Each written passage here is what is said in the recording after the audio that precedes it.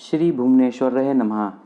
नमस्कार मित्रों, पिनाकी ज्योतिष में आप सभी लोगों का पुनः स्वागत है। अपने इस महाविद्या के क्रम में आज हम लोग त्रिपुर भैरवी साधना, त्रिपुर भैरवी के स्वरूप पर, त्रिपुर भैरवी के बारे में जानेंगे।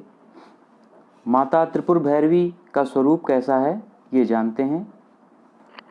माँ के श्री अंगों की आभा प्रातःकालीन उदित सूर्य के समान अत्यंत चमकीली एवं रक्त वर्ण की है।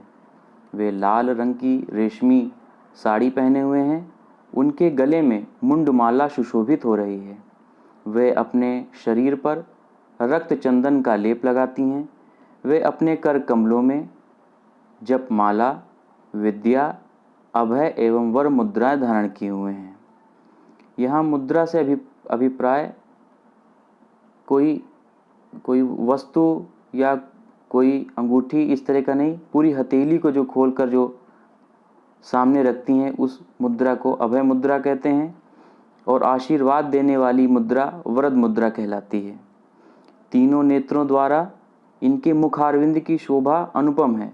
मस्तक पर चंद्रमा जड़ित मुकुट शोभामान है। कमल के आसन पर विराजमान देवी अत्यंत गौरवशाली प्रतीत होती है। दक्षिणामूर्ति महाशिव काल भैरव की शक्ति भैरवी ही है। त्रिपुर भैरवी के भैरव काल भैरव हैं। भैरवी वह है जो किसी भी भय से ऊपर हो, अर्थात उसको किसी भी चीज़ का भय ना हो, वही भैरवी है, वही भैरव है। जिस प्रकार छिन्नमस्ता देवी महाप्रलय से संबंधित है, उसी प्रकार त्रिपुर भैरवी नित्य प्रलय से जुड़ी हुई है। सृष्टि में प्रतिक्षण प्रलय जारी रहती है। हमारी इंद्रियां, आयु, बल दिन प्रतिदिन क्षीण हो रहे हैं। प्रत्येक वस्तु को नष्ट करना रुद्र का काम है। वही यम कहलाता है। यम व अग्नि की सत्ता दक्षिण में है। इसी कारण वे काल भैरव, दक्षिणामूर्ति, भैरव आदि नाम से पुकारे जाते हैं। राजराजेश्वरी भुवनेश्वरी जिन भुवनों की निर्माण करती है, जिनकी वे अधिष्ठात्री देवी है, त्रिपुर भैरवी उन्हीं की रक्षा करती है। छिन्नमस्ता देवी परा डाकनी है, लेकिन त्रिपुर भैरवी अपरा डाकनी है। भगवती की उपासना पंचमकार में दक्षिण मार्ग में होती है। ये भगवती का एक रौद्र रूप है। इनकी पूजा करना इतना सहज नहीं है। घोर कर्म के लिए काल की विशेष अवस्था जनित मनों को शांत कर देने वाली शक्ति को ही त्रिपुर भैरवी कहा गया है। इनका अरुण वर्ण विमर्श का प्रतीक है। इनके गले में सुशोभित मुंडमाला ही वर्णमाला है। माता त्रिपुर भैरवी को योगीश्वरी रूप में उमा बताया गया है। उन्होंने भगवान शंकर को पति के रूप में प्राप्त करने के लिए कठोर तपस्या करने का दृढ़ निर्णय लिया था। बड़े बड़े ऋषि मुनि भी इनकी तपस्या को देखकर दंग रह गए। इससे सिद्ध होता है कि भगवान शंकर की उपासना में निरत उमा का दृढ़ निश्चयी स्वरूप ही त्रिपुर भैरवी का परिचायक है। त्रिपुर भैरवी की स्तुति में कहा गया है कि भैरवी सूक्ष्म वाक तथा जगत के मूल कारण की अधिष्ठात्री है। अब हम लोग त्रिपुर भैरवी के अनेक जो भेद हैं उनके बारे में जानेंगे। त्रिपुर भैरवी के अनेक भेद हैं। ऐसे तो 108 प्रकार की भैरवियाँ बताई गई हैं। जैसे जैसे कलिकाल बढ़ता जा रहा है, वैसे वैसे त्रिपुर भैरवी की इस महाविद्या के साधक का लोप होता जा रहा है।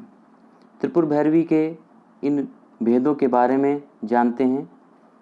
सिद्धि भैरवी, चैतन्य भैरवी, भुवनेश्वरी भैरवी, कमलेश्वरी भैरवी, कामेश्वरी भैरवी, नित्या भैरवी, कोलेशी भैरवी, रुद्र भैरवी, भय विध्वंसनी भैरवी, नवकूठा भैरवी, कामेश्वरी भैरवी, सकल सिद्धिदा भैरवी, अन्नपूर्णा भैरवी, चैतन्य भैरवी। कई ऐसे अन्य भी 108 भैरवियों में से ये कुछ विशिष्ट भैरवियाँ हैं जिनके बारे में मैं बताता हूँ। अन्नपूर्णा भैरवी की साधना करने से कभी भी धन धान्य की कमी नहीं होती। चैतन्य भैरवी साधना करने से देवी सिद्ध होकर शुभ फल प्रदान करती है। भुवनेश्वरी भैरवी साधक को समस्त सुख और ऐश्वर्य प्रदान करती है। रुद्र भैरवी साधक की सहायिका बनके साधक की समस्त सिद्धियां देने वाली हो जाती है।